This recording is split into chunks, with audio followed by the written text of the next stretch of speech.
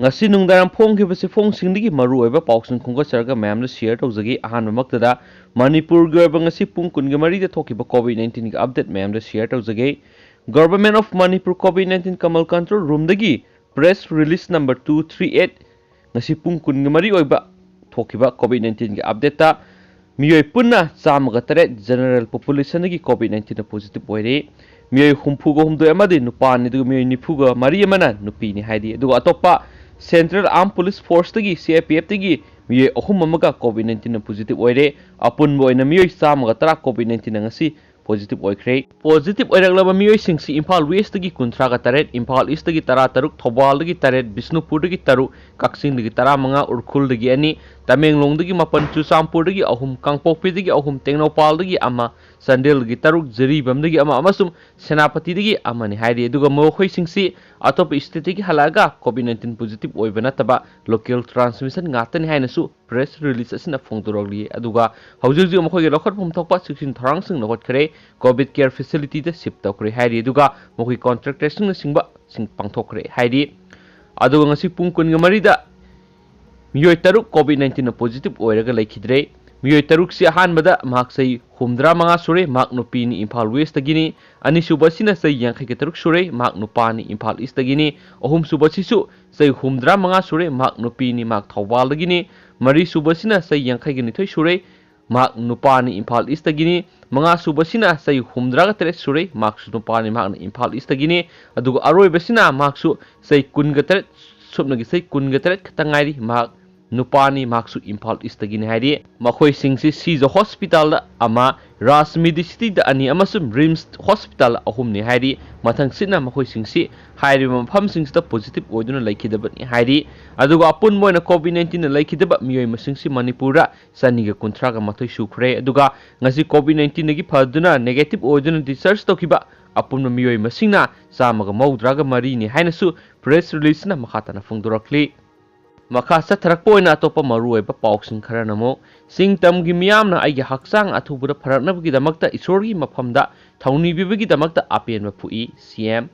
Manipur State Minister Nongtongbom Biren, Hokibat Nabemer Taraga Mangada Masano Director Badigi, COVID test over the positive oil Hana confirm Toki, Lunana, Makatan Ana Layengi Tabak Sataduna, Laki. Hauzik Paugi Oinasu Marke Haksangi Pibam Pana Lady Hainasu, Pauxi Esiga telephone Kutanga Wari Sanaba Matamda, Fongdoraki. Se Minister N. Birene Makatana Fongdoraki Badi Marke Haksangi Pibam, Yamna Fana Lady, Mana COVID-19 positive oil Habigi Paulebak Miamda, Kangan Kiba Matungdagi, Manipurgi Singtam Anigi, Miamna Mahake Haksang Atuba Matamda, Pagalang Nabaki Damakta. Taibang mapugi maphamda haijabagi warol kya Facebook amadi WhatsApp na singbada khangalakpada atuki matik apenba poi miyamgi pokning thawatpa warol singasina maki haksang khara kankhalapugum tawi Manipurgi singtamgi miyamna mahakpo asuki matik nungsibiba yamna lumna lawbidi haiba asi miyamna isorgi maphamda maki haksang athuba matamna phaba oirasunu haina thawnijari basina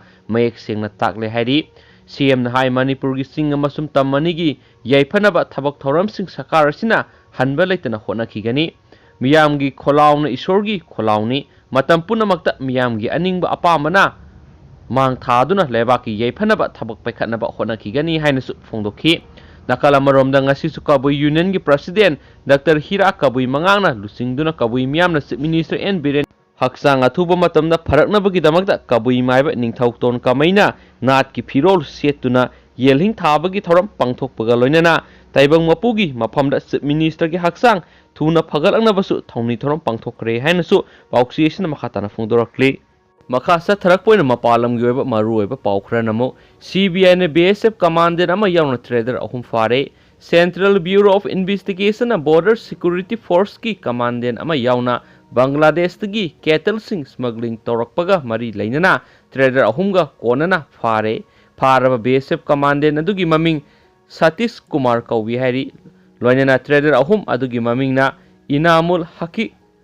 Anarul Sheikh amasum Muhammad Golam Mustafa Kawi hari Central Bureau of Investigation na mamangda Inamul Haki phakiba laikre haina phongdorakli haukiba September da West Bengal gi Kolkata amasum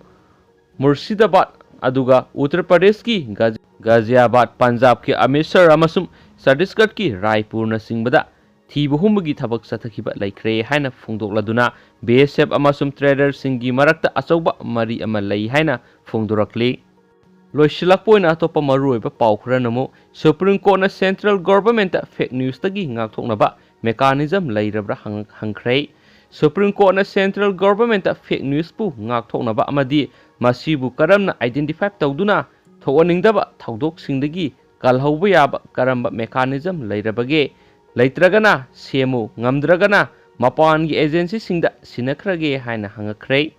lainga ama lairibanina intaiti singda sinakiba asi asobu mangjaba amadi lainga adugi belu hantharakadaba oibana lainga na hanadagi mechanism lairamdragasu lainanaba semu haina India gi Chief Justice Sharad A Bodesna Solicitor General Tursar Mehta da instruction tawkhrei Chief Justice na Judge ahum na saba bench na amalu singladuna handakta Tablik Zamat case ka mari lainana information amadi broadcasting secretary na tharakpa file amada yauriba lenga ki affidavit amada yauriba content sing asi court na penba oidre haiki case asi lockdown manungda national capital da Jamid Ulama ai hinna sinduna pangthokiba Tablik Zamat event adugi matangda electronic median piriba communal color adugi mayoktani haina phongdorakli adubu affidavit aduna thokliba thawdo adugi matungina tungan ba electronic media singi tungan ba journalistic policy laijabana media section kharana magi phongdokpagi khenaba mawong singda phongdorakpani haina palli lainga ki lokhotpam thokpa section thorang amadi kanglon gi matungina lainga na fake news sandokpa 743 social media accounts sing amadi URL sing thingjin khre hairi henasu pauksiesna makhatana phongdorakli loisilakpoina Manipur gi oiba maruoiba paung khatanga mayamda hapsaramge IDA semle dukandar singna postagi mamal hena yonbigano Kaksing District Task Force ki lamjing makhada Erengban Development Association IDA kauba ama semle masida constitution body oina club nipa lai association asina lamdam asida COVID-19 gi awareness amadi mayai kaba sinjakdam yeng sanglagani ngasigi thauramadu Kaksing District ta tungi naha singidama hauziki mirol na khudol khara pifam thoi COVID-19 dagi ngakthoknaba ahing nungthil tumba chaba khangdana hotnaringai tanja sida araiba mongda lekai da goli number 4 yuna singba mayai ka bachinjak sing supply tawba kangbu ama leire masi maru fangna muthatpa thangjingba matam yaure maramaduna branch asi hanglibani masida miyamna mateng pangbiyu serol asina makhata na hai district asina kon mafam singda nongmagi sangdraba yadraba postagi mamal hena yonba yaroi COVID-19 na maram oiduna yamna wana hinglingai tanja asida dukan phamliba amadi karbar wala singna henba sendong tanba toksi dukandar singna isa gi dukan mamangda lengang na piba price list thetpiyu haina serol asina phongdorokli haina su pauksi asina makhata na phongdorokli. Thank you.